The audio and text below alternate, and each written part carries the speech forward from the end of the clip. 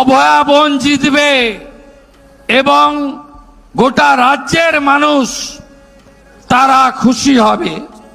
অভয়া বলিনি, অভয়া। মনে আছে ভোটের আগে আরজি করের বিচার নিয়ে কত বড় বড় কথা হয়েছিল?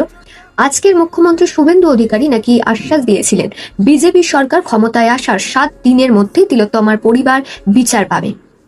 কিন্তু 6 জুলাই তিলোত্তমার মা নিজে, রত্না দেবনাথ নিজেই বললেন সেই আশ্বাসের পর 2 মাস কেটে গিয়েছে, তবুও তিনি তার মেয়ের সম্পূর্ণ বিচারের অপেক্ষায় রয়েছেন।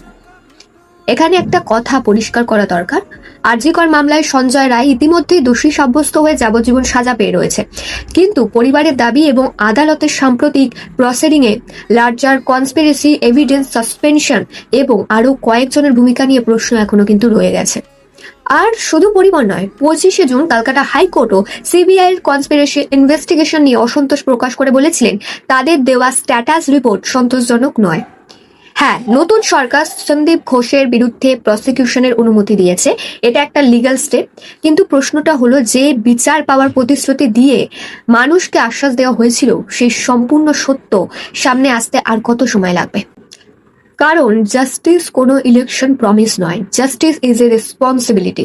আজ যদি তিলোত্তমার মা নিজেই প্রশ্ন করেন যে আমার মেয়ের বিচার কোথায়, তাহলে সেই প্রশ্নের উত্তর দেওয়ার দায় শুধু সরকারের নয়, পুরো জাস্টিস সিস্টেমের। আপনার কি মনে হয় প্রতিশ্রুতির সময়সীমা পেরিয়ে গেলে সরকারের কাছে অ্যাকাউন্টেবিলিটি চাওয়া উচিত নয় কি?